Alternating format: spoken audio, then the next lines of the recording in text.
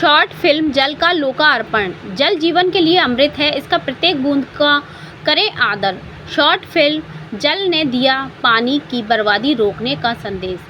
सृष्टि welfare society ने जन जागरूकता के लिए शॉर्ट फिल्म जल को होटल पीएल पैलेस में किया लोकार्पण। सैकड़ों गणमान्य समाज सेवी और जागरूक लोग रहे शामिल। हर किसी को पानी बचाने की पहल करनी होगी, केवल सरकार के भरोसे न बैठे रहें। जल पुरुष राजेंद्र सिंह। आगरा धरती के पानी पर प्रदूषण, शोषण और अतिक्रमण बढ़ रहा है।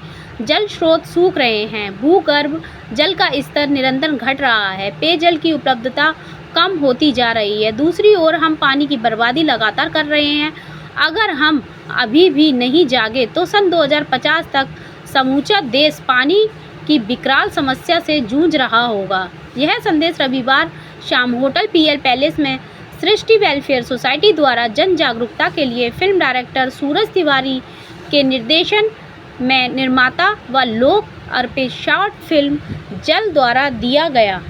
समारोह में मुख्य वक्ता रेमन मेसर्स पुरस्कार से सम्मानित जाने माने जल पुरुष डॉक्टर राजेंद्र सिंह ने कहा कि स्कूल में जल संरक्षण अभियान शुरू कीजिए। प्रार्थना के दौरान यह फिल्म बच्चों को दिखानी चाहिए। फिल्म के लेखक और सृष्टि वेलफेयर सोसाइटी के सचिव आर्किटेक्ट राजीव द्विवेदी ने कहा कि हमारे पास दुनिया की 18% आबादी है, जबकि पेयजल मात्र 4% है। इसलिए हमारे देश का जल संकट ज़्यादा बढ़ रहा है। हम सबको अपनी रोज़मर्रा आदतों में परिवर्तन करते हुए पानी का सदुपयोग करना होगा।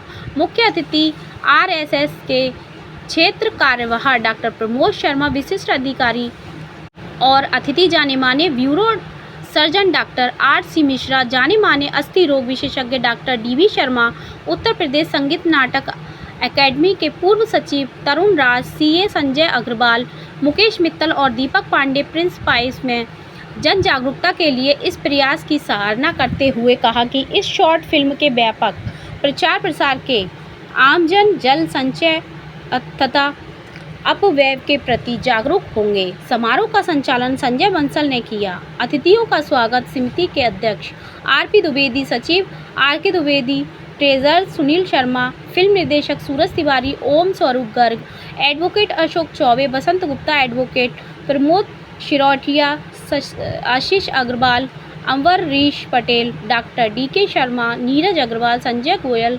अमिताभ यादव, रजत अग्रवाल, मैं लेखक निर्देशक हूँ। फिल्म का क्या उद्देश्य है? फिल्म का उद्देश्य मैं आपको 2 लाइनों में बता देता हूँ कि सफाइयाँ हो रही हैं जितनी, दिल उतने ही मैले हो रहे हैं। अंधेरा छा जाएगा सरासर अगर यही रोशनी। इसका मतलब ये है कि अगर हमने जल की जो पर्यावरण की जो समस्या है उस जल पर संरक्षण करने में, उसको बचाने में, पीने के पानी को बढ़ाने पे अगर हमने ध्यान नहीं दिया तो हम अपनी आगे आने वाली पीढ़ी को 2030 और 50 के करीब हम उनको पानी की एक बूंद भी नहीं दे पाएंगे, पानी के लिए लोग तरसेंगे। हमने कैप टाउन में ये देख लिया है, देश में हमारे ये समस्या आ चुकी है। बेंगलोर में अब 15 लीटर पानी एक व्यक्ति को दिया जा रहा है। तो ये समस्या बेंगलोर से दिल्ली आएगी, दिल्ली से आगरा आएगी और ये समस्या देश में फैलती जाएगी अगर हमने जल के विषय में सोचना नहीं शुरू करा कि इसको कैसे बचाना है और इसका संरक्षण कैसे करना है।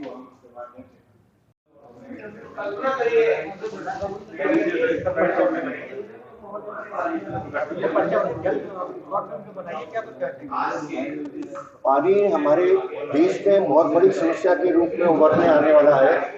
ऐसा अनुमान है कि 2030 तक हमारा आधा भारत, 2030 में बहुत समय नहीं है, 6-7 साल का समय बाकी है, इसमें आधा भारत हमारा पानी से क्राइसिस में आ जाएगा और 2050 तक लगभग पूरा देश हमारा इस समस्या से विकसित होगा। तो हम पानी के ऊपर इसलिए लोगों को जितना भी पानी हमारे पास है उसका सही उपयोग कर पाएं, इस उद्देश्य के लिए हमने इस फिल्म का निर्माण किया है। इससे संदेश लोगों को दोनों मिल रहे हैं कि पानी को नीचे कैसे पहुंचाएं और नीचे से आने वाले पानी को उसका अच्छी तरह उपयोग कैसे करें। एक फिल्म है जल को लेकर के, आपने पानी पर बहुत काम किया है, किस तरह से देखते हैं कि जल का संकट जो गहराता है? बच्चों में और जन साधारण के लिए जल की चेतना उनके व्यवहार में लाने के लिए अच्छी फिल्म है। जनसाधारण और बच्चे दोनों उससे कुछ समझ सकते हैं।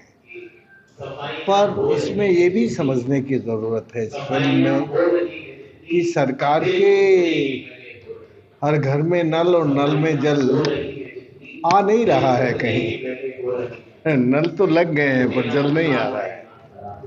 तो जल आएगा तो बच्चे अनुशासन करके उपयोग करना सीखेंगे। आज जल का संकट है। इस जल के संकट का समाधान हमें वर्षा जल के संरक्षण से ही संभव है।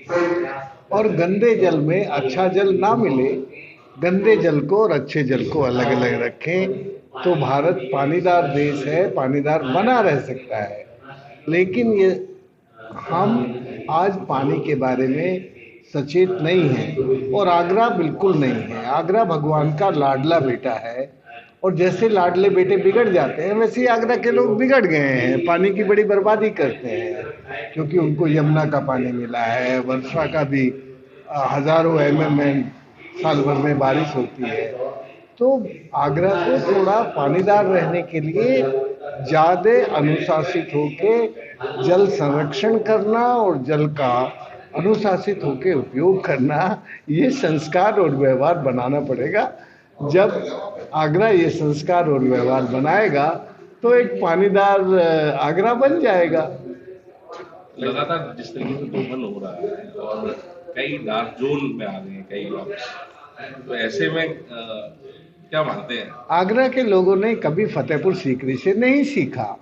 फतेहपुर सीकरी बहुत दूर नहीं है, कभी भारत की राजधानी होता था और वो बेपानी होके यहाँ से उजड़ा।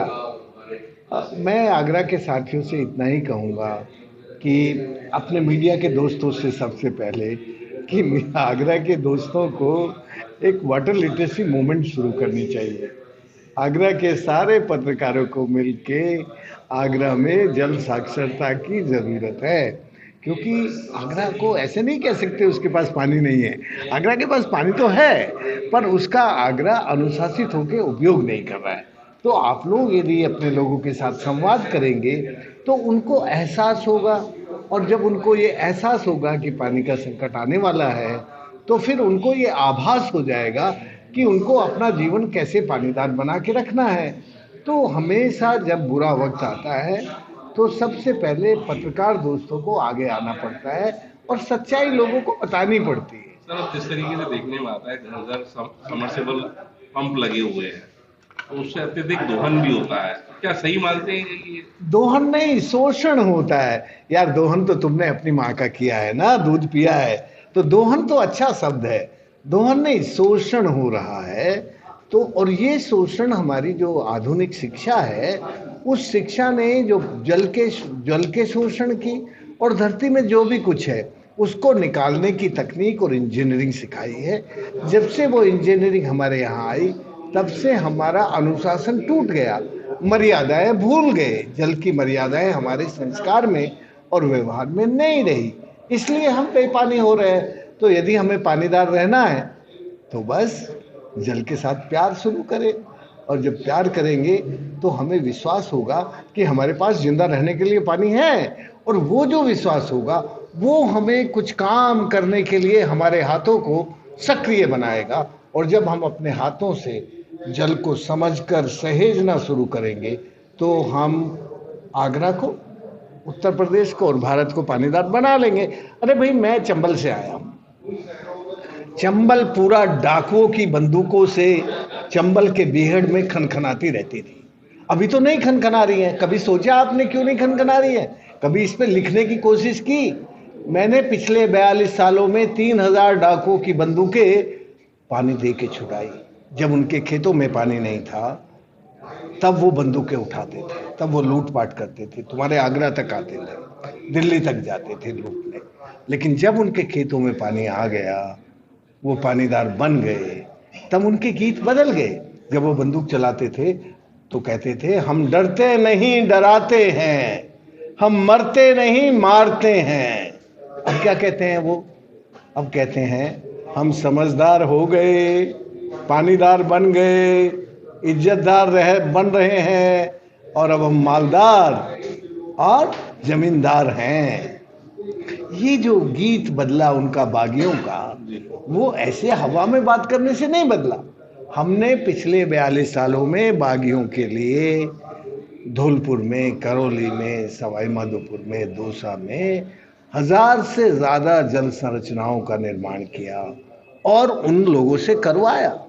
उसके कारण वो लोग पानीदार बन के 3000 बागियों ने अपनी बंदूकें छोड़कर अब वो खेती का काम करने लगे, पानीदार बन गए। सबसे कम बारिश तो आप जानते हैं राजस्थान में होती है। राजस्थान पे भगवान जी वैसे ही नाराज रहता है, पर उस नाराजगी में इन बागियों ने और ज्यादा नाराजगी भगवान जी की बढ़ा दी। ये और लूटपाट करने लगे और सारे इलाके में धरती में घाव कर दिए, खाने चलवाने लगे। खाने मैंने बंद कराई थी सुप्रीम कोर्ट में लड़के 1991 में। मैंने भारत के दिल्ली, हरियाणा, राजस्थान और गुजरात में 28,000 खदानें बंद करवाई और 7 मई 1992 को अरावली प्रोटेक्शन एक्ट बनवाया। उसके बाद भी इन लोगों ने, डाकुओं ने, सब बंदूकों से लाल पत्थर की खदानें चलवाना शुरू कर दिया। फिर हमें समझ में आया कि ये खदानें जब तक करते रहेंगे ये बीमार रहेंगे और लाल पत्थर इनको बर्बाद कर देंगे। सर, ये कहा जाता है कि तीसरा विश्व युद्ध होगा तो जल के लिए ही होगा। अरे भाई, तीसरा विश्व युद्ध होगा नहीं, तीसरा विश्व युद्ध चल रहा है। सीरिया का युद्ध यूफ्रेटिस नदी पर 6 डैम बनने के कारण सीरिया को बेपानी होने के बाद चला। अब इजराइल और पैलेस्टीन का युद्ध, जॉर्डन नदी पर इजराइल ने कब्जा कर लिया और इजराइल ने जॉर्डन नदी को अपनी डिफेंस मिनिस्ट्री को सौंप दिया। पैलेस्टीन को पानी नहीं मिलता तो उन्होंने, वहाँ के नौजवानों ने इकट्ठा होकर उन पर वार कर दिया।